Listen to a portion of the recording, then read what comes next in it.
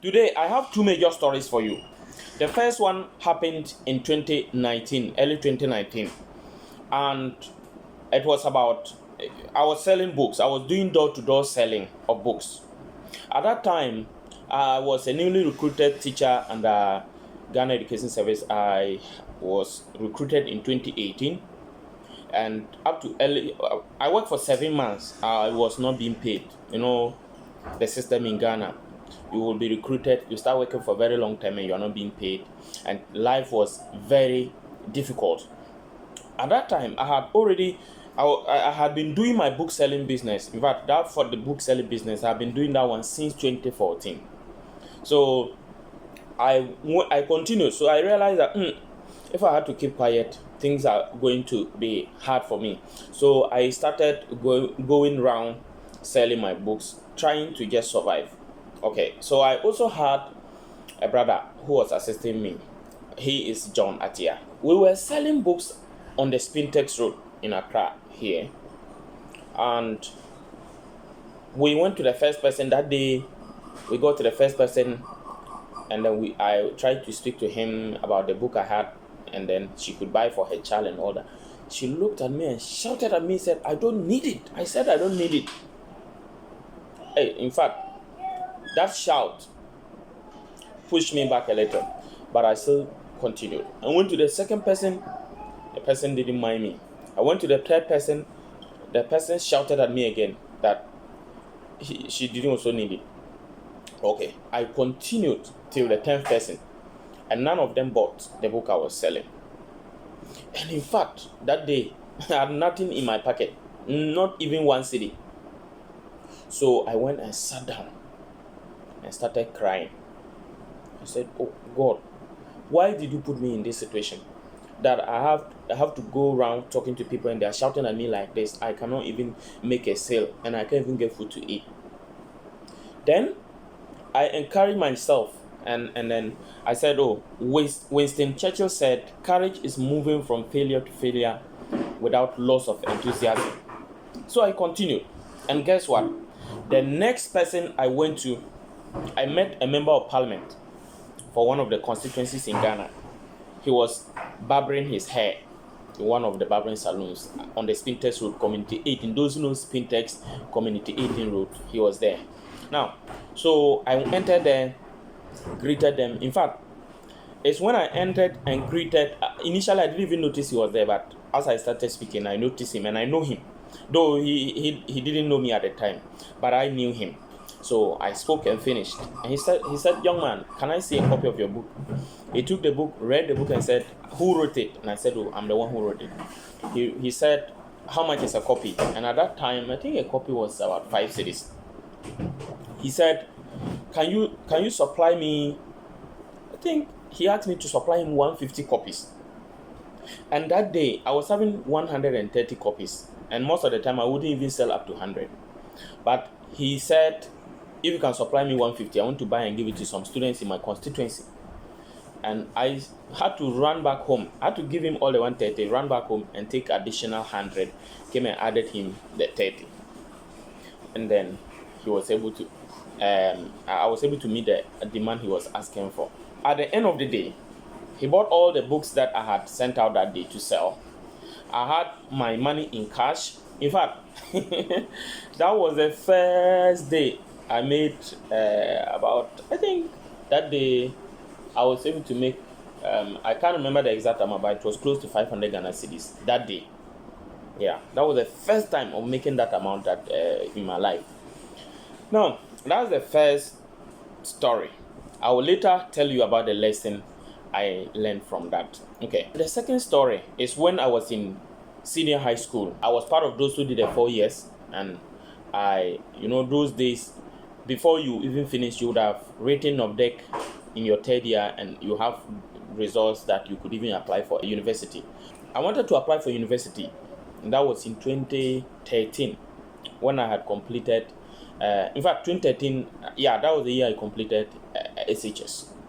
I did 4 years, so we completed with our juniors who did 3 years. Before I even completed, I had written object in 2012, and my results was good, and I wanted to apply for school. Unfortunately, my uncle, in fact, my parents are very poor.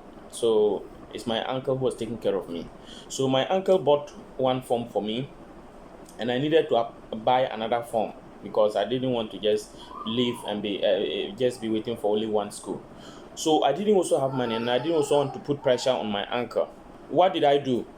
I took my results and I started going around. In fact, I thought about this and I didn't know what to do till something just told me that, boy, you have good results. Why don't you go and solicit for funds to buy this? So I took my school results. I was going to some parts of the area. I was in Bolgatanga, so I had to go to some places to ask for help, some of the offices. In fact, I even started it on the road. Anyone I meet, I'll greet them and then show them my results and tell them that I need help to apply for school. Then I did like that till I got to the regional coordinating council. In fact, I didn't even know that is the regional coordinating council. I was just walking. Then when I got there, I realized I'm at the regional coordinating council. So some of the officials of the regional coordinating council, I started greeting them, explaining my story to them, showing them my results, and asking for how little they could help. Some would say collect 10 cedis, some would say 5 cedis, some would even give me 2 cedis and all that. I did like that till I got to one office. They told me, there's a big man here, but if he doesn't know you, you don't know. They even asked me, I even spoke to the secretary. The secretary said, does he know you? I said, no, he doesn't know me.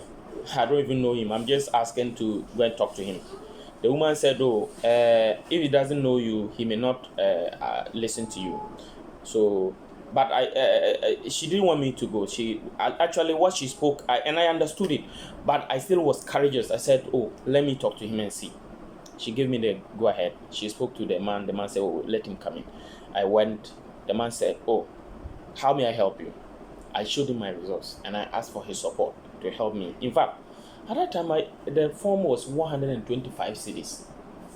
And then I was able to gather 70 cedis as of that time. It was a little bit, I think a little about 70 cedis or so.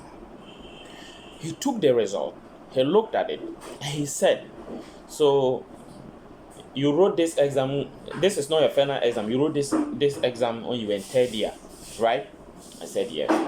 And this is the results you got. I said yes. And you need money to apply for school. I said yes. My son, how can you get these results and you are still struggling like this to apply for school? He said, how much do you need? I told him I need 70 cedis. It was level 70 cedis. He asked his accountant, the accountant of the department, to write a check. I think the check was 100 Ghana cedis at that time. And those days, it was big money. 100 cedis wasn't small money. They wrote a check for me, and I went and collected the money, went and applied for the school I was applying for. Now, what is the lesson in these two stories? The lesson I have learned from these two stories is that if you are not afraid to ask, you will always get what you want. In the Bible, in Matthew chapter 7, verse 7, it says, ask and it shall be given to you, seek and you will find, knock and the door shall be opened to you. This is one of the most powerful scriptures that I have ever known.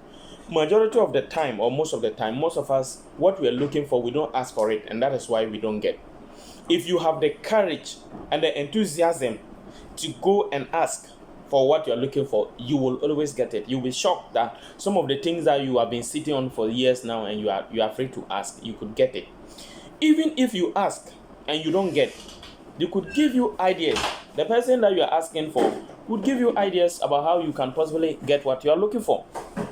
But most of the time, we don't want to ask. We feel so shy to ask and all that. And at the end of the day, we die and we're not able to achieve those things we are looking for. Have you ever seen a very beautiful lady walking with some ugly guy and you wonder, how did this guy do it? You see some ugly guy, some rascal guy who you think doesn't deserve such a lady. And that is the wife, or maybe that's the girlfriend. You see, it happens because those guys are not afraid to ask. They are always brave, they are always confident, they are bold to go and look for what they are looking for. Most of you can attest to me. If you are married, if the one you married to If she was the first, if you can look back into the past before you started dating that led to marriage. If you ask, most of you, the first time you asked, they never accepted your proposal.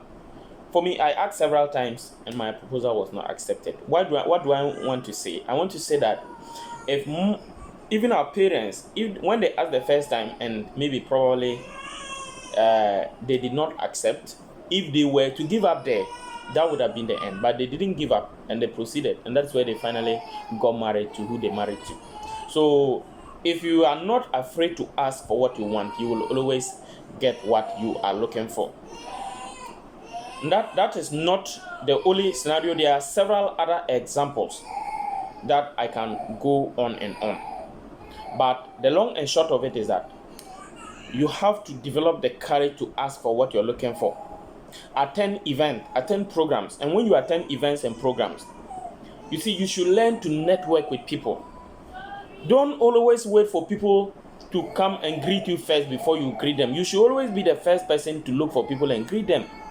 But most of you don't want to. You see someone standing, you go for a program, you see them standing, you pass by them, you don't greet. But they are the people you may need one day. So networking and asking is very, very important if you want to succeed in this life. You should always approach people first. In fact, in the book, there's a book that is the How to Win Friends and Influence People. The author, Dale Carnegie, says that if you want to be a successful and influential person, when you meet people, you should be the first to approach them and not them approaching you first. They may think they are big or they are special. That is why you are coming to them. But at the end of the day, you are doing a favor. You, the one who approaches them first, is the one that is doing a favor to yourself. So build that courage. Learn to attend programs and network with people, because everything that you are looking for in this world is also looking for you. Everything you are looking for is also looking for you. The only reason why you haven't achieved yet, you haven't actually achieved what you're looking for yet, is because you haven't met each other. For example, the woman you are looking for, or the woman you are looking for to marry, if you are still single, the woman you are looking for to marry is also somewhere looking for you. The woman you are looking for that you think is your class, that woman is also looking for you. She does also want to settle for the wrong person who is not her class. She's looking for you. The only reason why you haven't met each other, like the only reason why you have not got her yet, is because you haven't met each other yet. Then, if you're looking for money to start a business, or you're looking for funding, someone somewhere is having money who doesn't know where to invest that money and is looking for a business to invest his or her money. Whatever you are looking for is already available in some form and it's already looking for you. If you haven't met it yet, please keep looking for and never give up. As it is with all matters of the heart, you will feel a deep inner conviction within your heart when you finally meet them, or you meet it one day. And it will click to you so clearly that this is what you have been looking for. So never stop looking. Never stop searching for what you're looking for. Everything that you're looking for is available in some form. Be determined. Never give up. Be so courageous that you are daring and bold to go for what you want, and you will always get it. Thank you for watching. Remember to subscribe to this channel and then turn on the notification bell and like this video. And as I always produce powerful videos, I told you earlier on, for those of you who have been following this channel, that you can never be an ordinary person when you follow this channel. The ideas are uncommon, and it is for people who want to be outstanding. And I pray and wish that you will subscribe to this channel if you haven't subscribed yet, and like this video and share this video, and it will help you a lot. Thank you so much once again for watching, and see you in the next video. Bye bye.